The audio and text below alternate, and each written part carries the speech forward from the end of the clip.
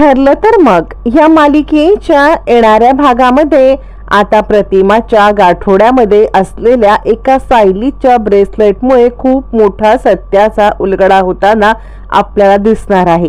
कारण या ब्रेसलेटमुळे असं काहीतरी सत्य समोर येणार आहे की ज्याच्यामुळे प्रिया ही मुळातच तन्वी नाही आहे.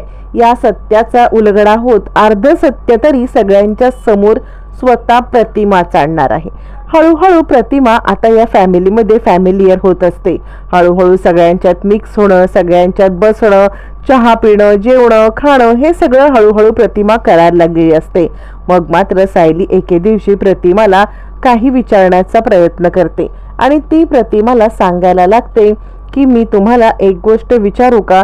या सगळ्यामध्ये तुमच्या जे चेहऱ्यावरती व्रण आहेत ना, ते व्रण कसे काय झाले? कारण तुम्ही आत्ताचा फोटो पाहताय तर या फोटोमध्ये तुमचा चेहरा प्लेन आहे. मग हे चेहऱ्यावरती व्रण कशामुळे काय झाले? यावरती प्रतिमा थोडीशी नाराज होते आणि काही सांगायला नकार देते. पण सायली म्हणते मला फक्त हे कशामुळे झालेत, काय झालेत सांगितलं तर बरं होईल. यावरती प्रतिमा हे भाजल्यामुळे झालंय इतकंच सांगते. पण कुणी मला मारलं किंवा कुणी मला मुद्दाम हे केलं हे सांगण्यासाठी प्रतिमा मात्र नकार देते. आता इतकं जरी सत्य समजलं तरी सायली आता प्रतिमाला हळूहळू एक एक प्रश्न विचारायला लागते आणि ती प्रतिमाला तिचा फोटो दाखवून म्हणते बघा या सगळ्यामध्ये तुमचा चेहरा एकदम क्लिअर होता. त्यानंतर 20 डिसेंबर आणि 2005 या साली तुमचा अपघात झाला. या साली अपघात झाला त्यानंतर त्याच अपघातामध्ये तुमच्या चेहऱ्याला हे मार्क आले का? असं म्हटल्यावर ती प्रतिमा आपला जुना चेहरा पाहायला लागते आणि काही गोष्टी आठवण्याचा प्रयत्न करते.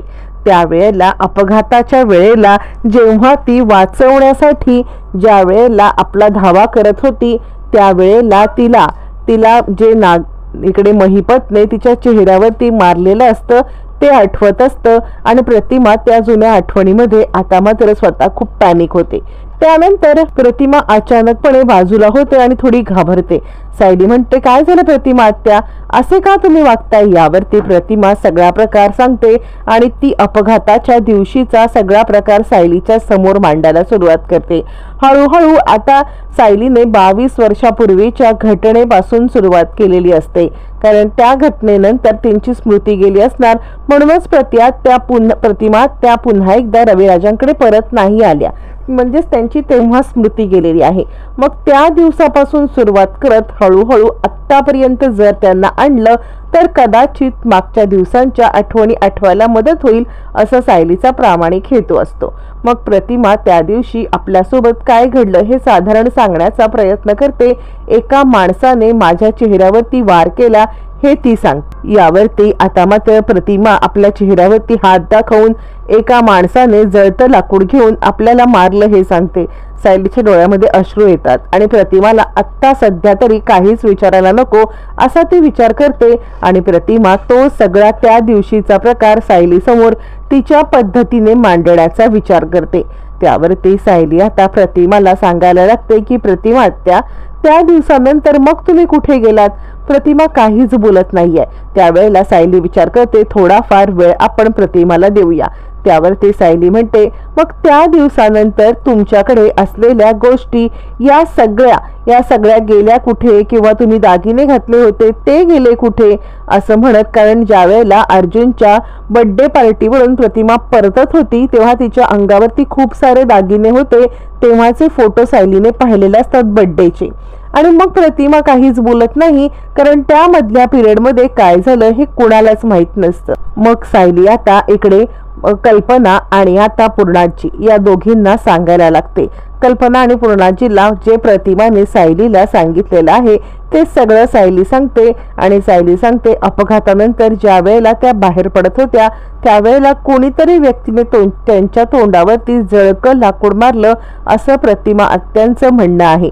पण तो माणूस कोण होता, काय होता हे मात्र प्रतिमा त्यांना काहीच आठवत नाहीये असं म्हणत सायली आता सगळा प्रकार हा आता पूर्णाजी आणि कल्पना यांच्या समोर मांडते। त्यानंतर इकडे कुसुम सायलीला भेटायला आलेली असते। ज्या वेळेला कुसुम सायलीला भेटायला येते त्यावेळेला सायली सांगते, कुसुमताई अगं प्रतिमा त्या परत आल्या आहेत। त्यावरती कुसुम आता ज्या वेळेला प्रतिमाला बघते, कुसुम म्हणते अगं सायली या तर कविताताई आहेत ग, कविताताईंनी त्यांच्या आयुष्यामध्ये खूप काही भोगलं आहे। यावरती सायली म्हणते पण कुसुमताई या सगळ्यामध्ये या कविताताई तुझ्याकडे राहत होत्या ना? त्यावरती कुसुम म्हणते हो, पण त्यांनी मला त्यावेळेला जे काही सत्य सांगितलं ना ते खूपच भयानक होतं। यावरती कुसुमला आता सायली म्हणते काय सांगितलं त्यांनी? कुसुम म्हणते तुला सांगू का, त्यांचा ज्या वेळेला अपघात झाला ना त्यावेळेला एका माणसाने एका गुंडाने त्यांच्यावरती हल्ला केला आणि त्यांचं ना तोंड हे असं करून टाकलं। यावरती सायली म्हणते हो इतकं प्रतिमा त्यांनी मला सांगितलं होतं, मग त्यानंतर त्या कुठे गेल्या? यावरती आता इकडे कुसुम सांगायला लागते त्याच अपघातामध्ये त्यांचं तोंड म्हणजे त्यांचं तोंडावरती वार केल्यामुळे त्याला मानसिक धक्का बसला आणि त्यांची वाचा तेव्हाच गेलेली आहे आणि त्यानंतर त्यांना काही आठवत नाही। यावरती सायली म्हणते तू एकदा त्यांच्याशी बोल ना, कारण तुझ्यासोबत त्यांचं बॉन्डिंग खूप छान झालं होतं, कदाचित तुझ्या मदतीने आम्हाला काही गोष्टी समजतील।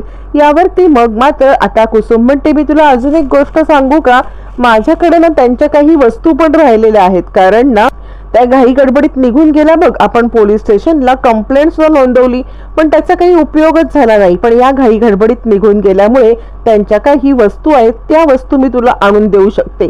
सायली म्हणते खरंच तू आणून दिल्यास ना तर कदाचित सत्य समजायला आम्हाला मदत होईल। आता मात्र कुसुम आता इकडे प्रतिमाची भेट घेते। प्रतिमाची भेट घेतल्यावरती कुसुम तिला बघते आणि काय झालं या सगळ्यामध्ये, तुम्ही इतक्या दुःखी का आहात?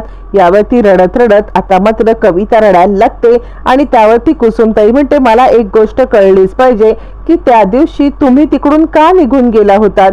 यावरती मग मात्र आता घडलेला प्रकार सगळा कविता कुसुमला सांगते आणि मग प्रतिमा सांगायला लागते की त्या दिवशी चाळीमध्ये ज्या वेळेला तुम्ही बाहेर गेला होतात तेव्हा चाळीमध्ये काही माणसं आली होती, त्या माणसांना मी पाहिलं होतं ना, तर ते माणूस तोच होता ज्या माणसाने माझ्यावरती हल्ला केला होता।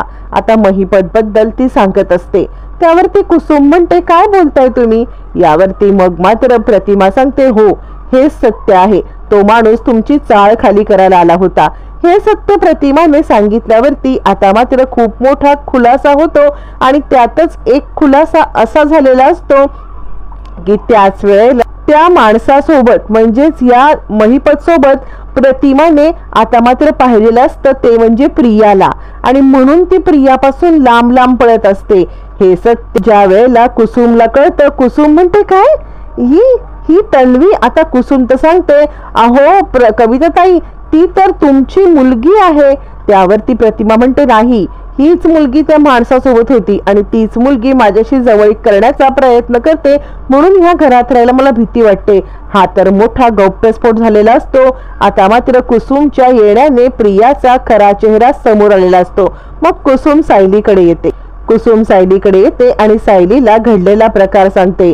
म्हणून कविताताई इकडे कम्फर्टेबल नाही आहेत, कारण ही प्रियाला त्यांनी ना त्या माणसासोबत पाहिलंय आणि त्या माणसाने त्यांच्यावर वार केला असं त्या म्हणतायत। मला वाटते तो माणूस महिपत असू शकतो, कारण ना आपल्या जनता चाळीमध्ये त्याच दिवसामध्ये बघ रूम खाली करण्यासाठी महिपतची माणसं आली होती। मग महिपत किंवा त्याची माणसं असं कोणीतरी असू शकतो, पण त्याच्यासोबत प्रिया कशी? यावरती आता मात्र सायली सांगते तू त्या सगळ्या वस्तू सुद्धा आणशील का? त्यावरती आता कुसुम म्हणते मी त्या वस्तू घेऊन आलेली आहे। त्या वस्तूमधलं ब्रेसलेट ज्या वेळेला सायली बघते त्यावेळेला सायली म्हणते कुसुमताई मला ना हे ब्रेसलेट मी कुठेतरी घातलंय किंवा असं वाटत राहतं। कुसुम म्हणते सायली काहीतरी गडबड आहे, जर का तन्वी त्या माणसासोबत असेल तर ती तन्वी कशी असू शकते? आता ही संशयाची पाय चुकल्यावर आणि आता सायली प्रतिमाला सगळ्यांच्या समोर घेऊन येते आणि प्रतिमाला कुसुमला जे तिने सांगितले ते सांगायला लावते की ज्या दिवशी अपघात झाला तेव्हा ज्या व्यक्तीने तिच्यावरती हल्ला केला होता त्या व्यक्तीसोबत प्रियाला पाहिल्याचं सांगते आणि म्हणून प्रियाचा ती राग करते असं सांगते. आणि त्यानंतर मग मात्र कुसुम सगळ्यांच्या समोर तो महिपतीच होता असं सांगते. महिपतीचा फोटो दाखवल्यावरती प्रतिमा त्याला ओळखते आणि त्याच्यासोबत प्रियाला पाहण्याचं सांगते. त्यामुळे प्रिया ही खोटीच तन्वी आहे. ती असे काहीतरी उद्योग करते. रविराज, पूर्णाजी, अर्जुन सगळ्यांना धक्का बसतो. त्याचा त्या प्रतिमाच्या गाठोड्यामधलं ब्रेसलेट सायली समोर आलेलं असतं आणि त्यामुळे सायलीला हे आपण वापरलेलं आहे असं वाटत असतं. एक एक गुंतागुंतीच्या गोष्टी आता सुटत असतात. ज्या वेळेला प्रियाला महिपतसोबत पाडल्याचं स्वतः प्रतिमा सांगते, पूर्णाची चिडते, थोडाथड थोबाडीत देत, काय ग तू कुठे होतीस, का गेली होतीस असं विचारलं लागतं. आणि कोण आहेस तू? प्रिया खोटी तन्वी असल्याचा संशय तर आलाय, पण या सगळ्यातून काय निष्कर्ष निघणार, कसं काय सत्य बाहेर येणार पाहणं फार रंजक ठरणार.